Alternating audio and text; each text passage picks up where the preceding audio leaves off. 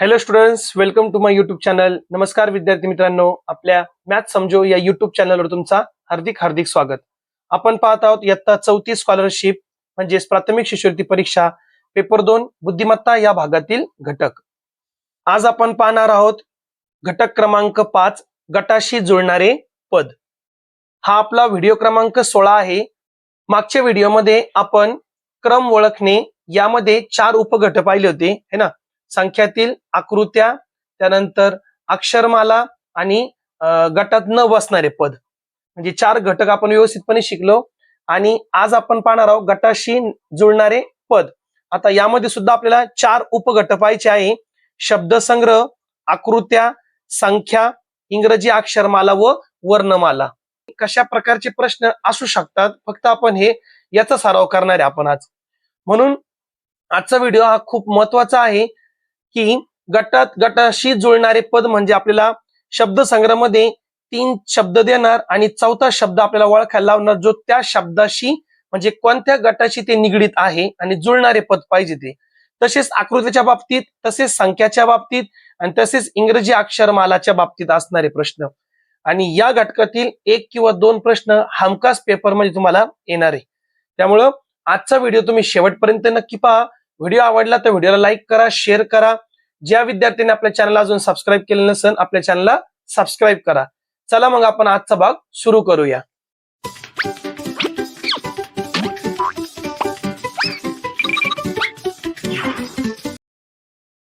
गटाशी जुळणारे पद 1 शब्दसंग्रह.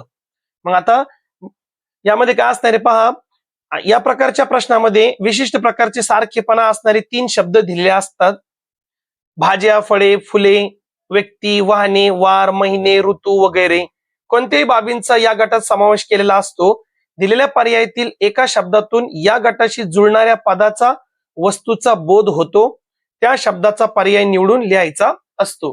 आता शब्दसंग्रह मध्ये आपल्याला भाज्या, फळे, फुले, व्यक्ती, वाहने, वार, महिने, ऋतू वगैरे या प्रकारच्या बाबींचा समावेश असलेले 3 शब्द आपल्याला देणार आणि 4था पर्याय आपल्याला जो निवडायचा आहे तो वरचे 3 जे पद ते कशाची निगडीत आहे, कशाशी संबंधित आहे, तसंच तोच संबंध असलेला उत्तर आपल्याला शोधायचा असतो.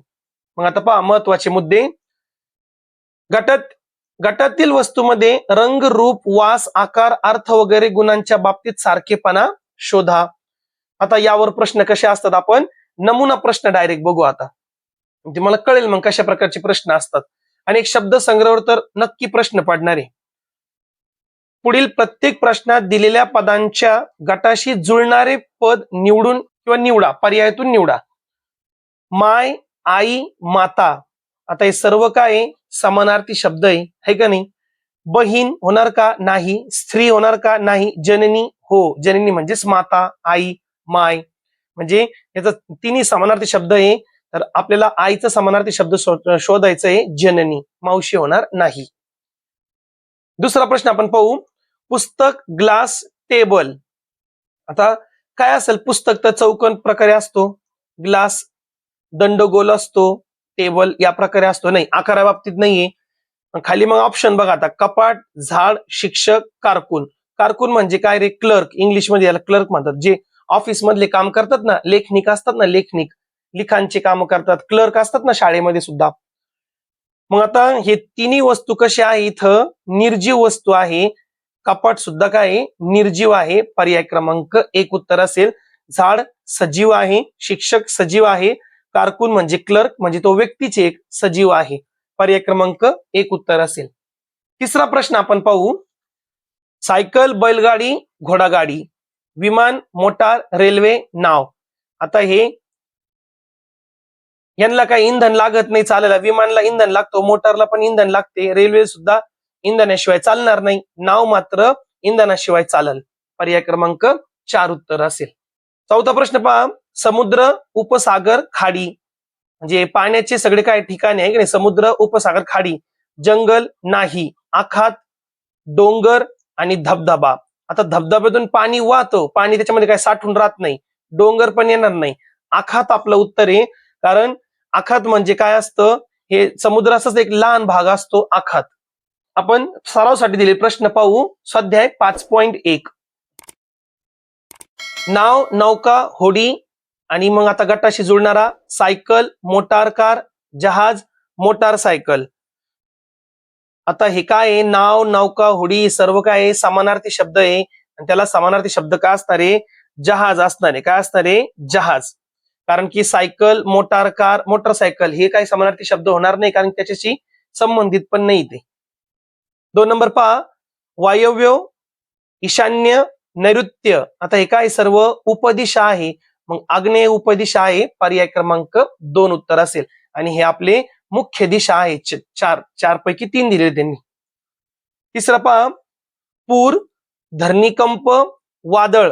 आता हे सर्व काय नैसर्गिक आपत्ती आहे. ती पाऊस, अपघात, अवर्षण आणि संकट. आता एक पाऊस काय अपघात नाहीये, सॉरी, आता पाऊस काय नैसर्गिक आपत्ती नाहीये, है ना, अपघात पण नाही, संकट पण नाही.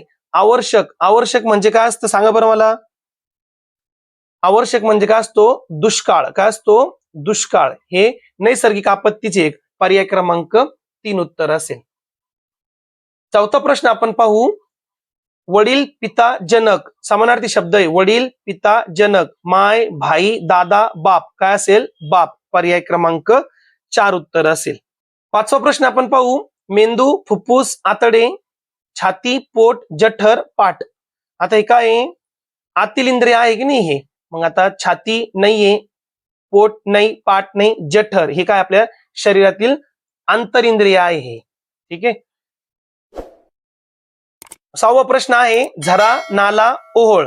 आता हे तिन्ही काय बरं सांगा बरं, काय आहे हे, काय आहे, वाहते पाणी दाखवतात. आपले सर्व शब्द काय दाखवतात, वाहते पाणी दाखवतात.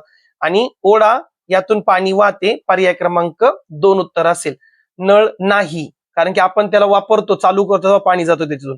समुद्र आणि तलावामध्ये पाणी साठवलेले असतात, ओढ्यातून मात्र पाणी वाहतो. 7 नंबर, धोतर, पायजामा, लुंगी. आता हे काय सर्व जे आहे तर हे आपण कमरेखाली परिधान करणारे हे काय कपडे आहे. मग विजार, सदरा, बंडी आणि झब्बा हे शर्ट आहे ना, जे आणि विजार काय आपण याच्यामध्ये, मग आपलं उत्तर काय असणार आहे, विजार है ना, म्हणजे पॅन्ट. 8वा प्रश्न पहा, केक, नानकटाई, पाव, उपमा, खारी, पाणीपुरी, खरवस. आता हे जे पाहिले ते काय बेकरी मधले प्रोडक्ट आहे, बेकरीमध्ये बनणारे हे वस्तू आहे. आणि खारी सुद्धा बेकरीमध्ये बनते, म्हणून आपलं उत्तर आहे पर्याय क्रमांक 2. मग पहा विद्यार्थी मित्रांनो, पुढे भरपूर क्वेश्चन आहे. पहा 9वा प्रश्न, मडके, घागर, माठ है ना, आपण पाण्याचे साठवण्यासाठी वापरतो की नाही, मग काय ना रे, कळशी. पर्याय क्रमांक 3 उत्तर असेल. उकळणे, वाफवणे, तळणे, ढवळणे, फुंकणे, घुसळणे आणि भाजणे. काय उत्तर येईल आपला, भाजणे है ना. घोडा, बैल, हरिण, वाघ, तरस, गेंडा, मांजर. मग अशा प्रकारे विद्यार्थी मित्रांनो, फक्त इथं 10 प्रश्न मी घेतले. पहा पुढचे प्रश्न जे आहे तुम्ही स्क्रीनशॉट घ्या आणि घरी त्याची प्रॅक्टिस करा. फक्त प्रश्न कशा प्रकारे असणार मी तुम्हाला ते सांगून दिलं. आपण व्हिडिओ छोटे छोटे बनवतो, जेणेकरून आपला सिलेबस आता पूर्ण प्रयत्न करतो आपण. ठीक आहे. मग अशा प्रकारे विद्यार्थी मित्रांनो, मग आजच्या व्हिडिओमध्ये आपण शिकलो गटाशी जुळणारे पद. त्यातील आपण पहिला घटक शिकलो शब्द संग्रह है ना. पुढच्या व्हिडिओमध्ये आपण शिकणार आहे गटाशी जुळणारे पद आकृत्यावर. आजचा व्हिडिओ जर तुम्हाला आवडला असेल तर व्हिडिओला लाईक करा, शेअर करा, कमेंट करा. आणि ज्या विद्यार्थ्यांनी आपल्या चॅनलला अजून सबस्क्राईब केलं नसेल त्यांनी आपल्या चॅनलला पटकन सबस्क्राईब करा. थँक्यू, धन्यवाद.